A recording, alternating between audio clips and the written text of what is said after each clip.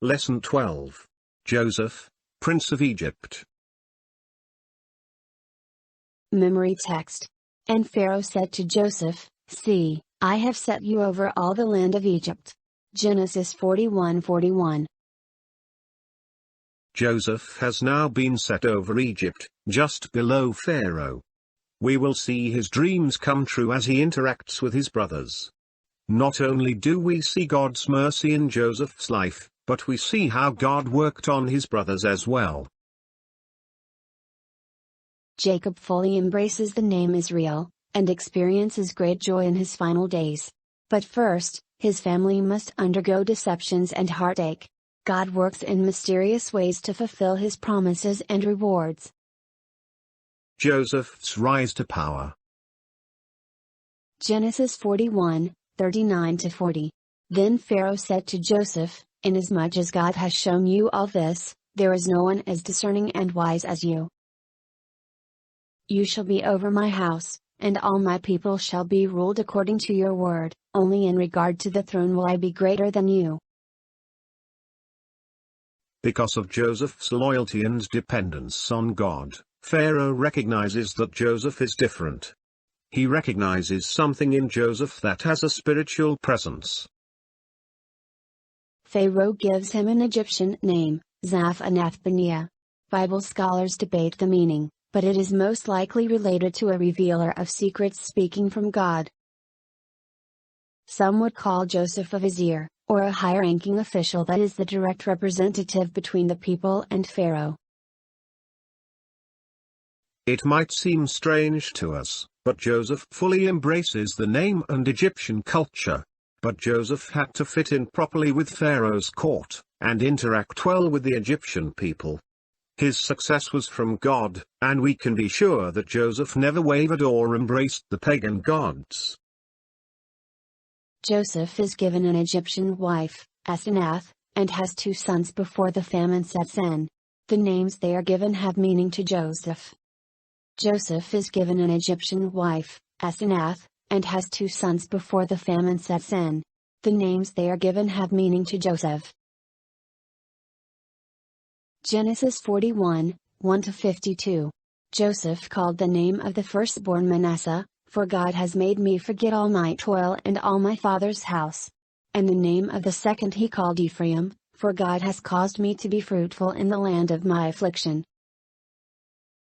During the 7 good years, the grain is so great it is beyond measure. Can we look back at the promise God gave Abraham? That his descendants would be like the sand on the seashore. God has blessed the world through Joseph in a similar way.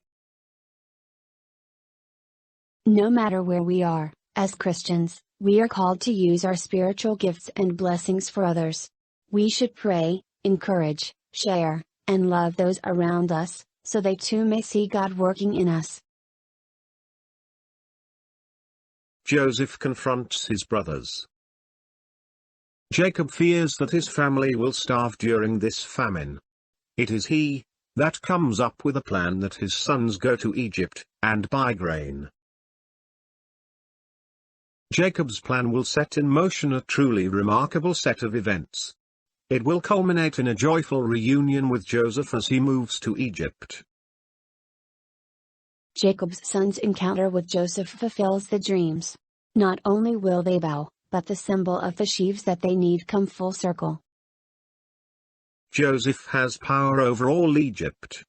His brothers, who once mocked, will now humbly bow, in acknowledgement and admit their sins. Genesis 42:21-22.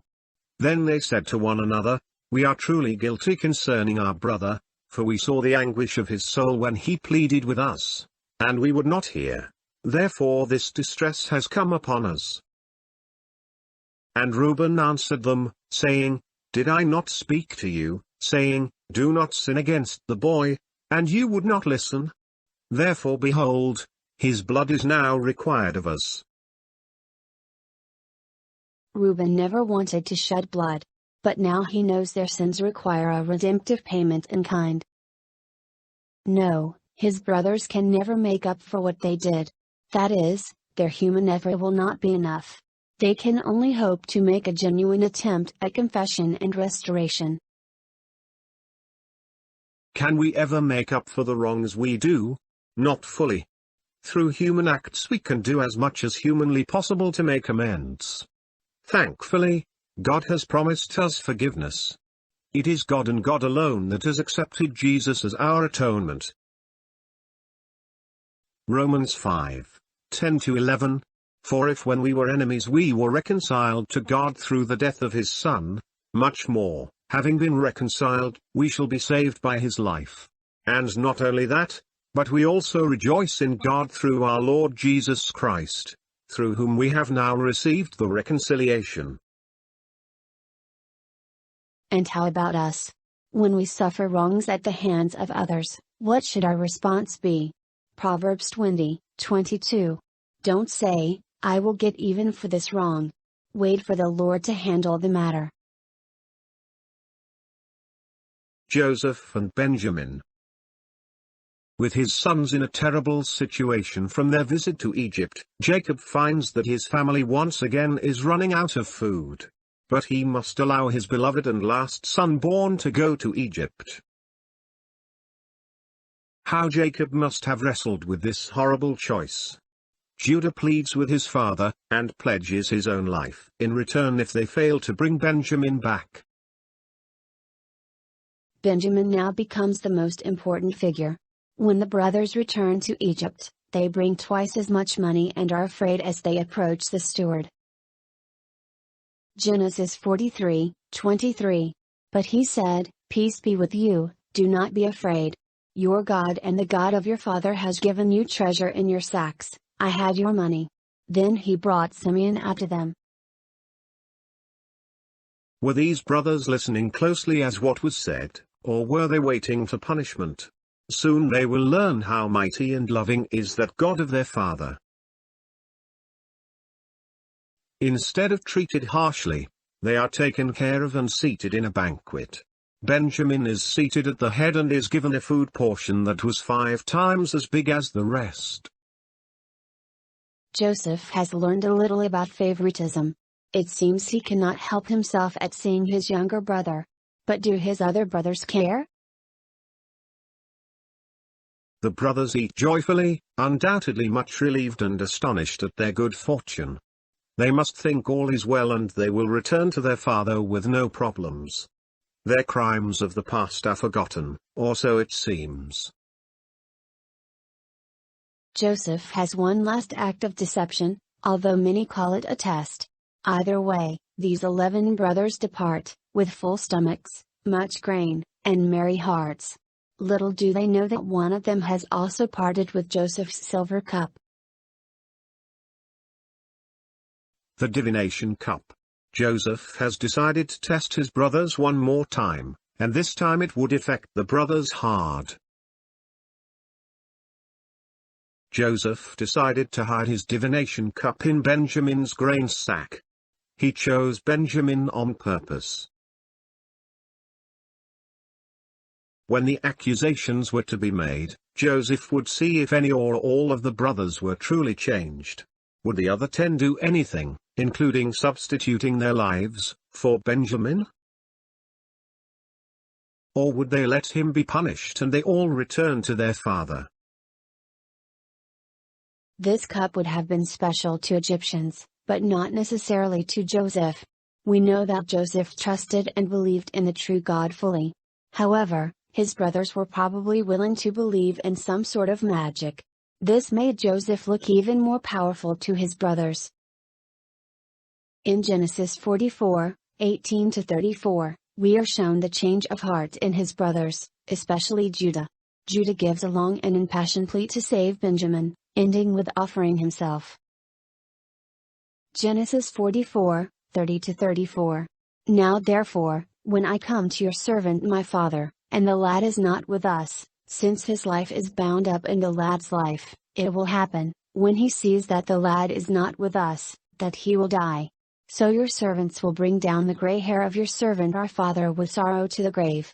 For your servant became surety for the lad to my father, saying, if I do not bring him back to you, then I shall bear the blame before my father forever.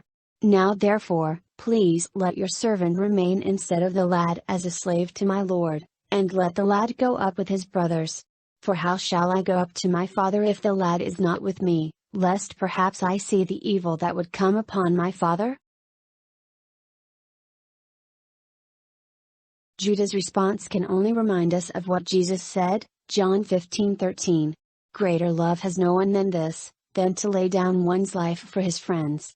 As we deal with others, remember Jesus substituted himself, paying the ultimate penalty for us.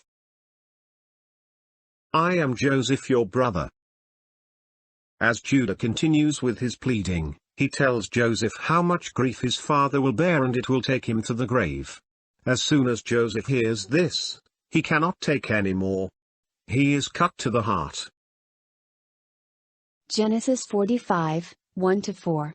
Then Joseph could not restrain himself before all those who stood by him, and he cried out, "Make everyone go out from me." So no one stood with him while Joseph made himself known to his brothers. And he wept aloud, and the Egyptians and the house of Pharaoh heard it. Then Joseph said to his brothers, "I am Joseph, does my father still live?" But his brothers could not answer him, for they were dismayed in his presence. And Joseph said to his brothers, "Please come near to me." So they came near. Then he said, "I am Joseph your brother, whom you sold into Egypt."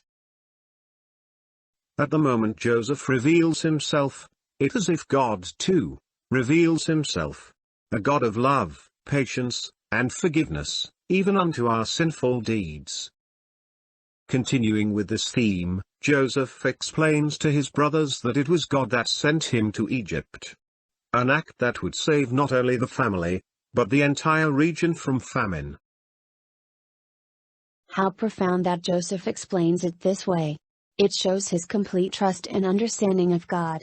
And, it shows how Joseph's words turn the brothers' evil actions into something good. How his brothers must have fell on their knees with complete humble submission. Joseph quickly makes all preparations for his brothers to return with their father, Jacob. Pharaoh has given them land to dwell on and graze their flocks. It must have seemed like an unbelievable story to Jacob. So much deception and lies in his life, how is the impossible now true? Can all 12 sons be alive? Genesis 45, 26-28. And Jacob's heart stood still, because he did not believe them. But when they told him all the words which Joseph had said to them, and when he saw the carts which Joseph had sent to carry him, the spirit of Jacob their father revived. The author here now uses Israel for Jacob. When Jacob meets Pharaoh, he is introduced as Israel. Pharaoh may be king of the land, but Jacob Israel has wrestled with God and overcome.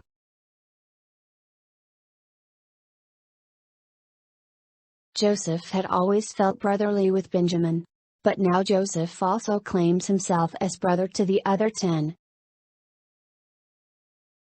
Hebrews 2:11.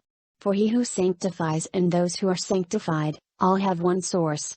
That is why he is not ashamed to call them brothers.